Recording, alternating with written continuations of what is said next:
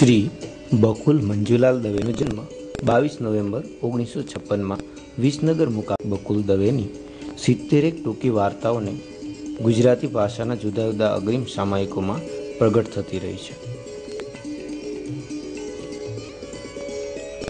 નવલકથાઓમાં મનપાચમના મેળામાં અને આગમન 1995માં આપી, સમી સાંજની મહેક 1997માં પ્રેસમાં છે.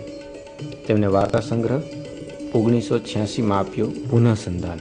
ટૂંકી વાર્તા સ્પર્ધાનું તેમને પ્રથમ પારિતોષિક પણ પ્રાપ્ત થયું. આવો આ સાહિત્યકાર પાસેથી એમની એક લઘુકથા માણીએ.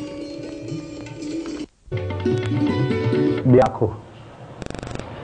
પોતાના બે દીકરાની વાત નીકળે ત્યારે ધીરુભાઈ ખૂબ જ ઉત્સાહથી વાત કરતા.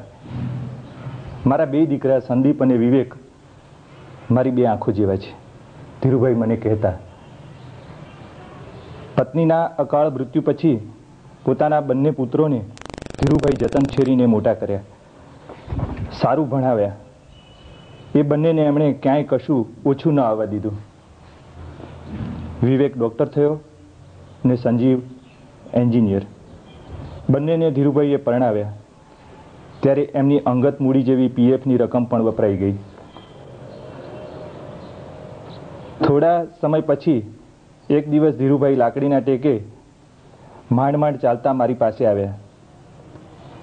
એમને કશુંક કહેવું હતું પણ એ બોલી શકતા નહોતા. હું નવાઈથી એમના કરચલીવાળા ચહેરા સામે તાકી રહ્યો.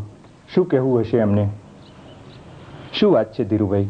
છેવટે મેં જ એમને પૂછ્યું. મારે, ધીરુભાઈએ થૂંક ગળે ઉતારતા અચકાઈને કહ્યું, મારે 1000 રૂપિયાની જરૂર છે. આપશો ઉછીના? તમારે વળી પૈસા ઉછીના માગવાની શું જરૂર પડી? મારી બંને આંખે ધીરુભાઈ અટક્યા ને પછી ઊંડો શ્વાસ લઈ થાકેલા અવાજે ઉમેર્યું, એક સાથે મોતિયા પાક્યા છે. તાત્કાલિક ઓપરેશન નહીં કરાવું તો પછી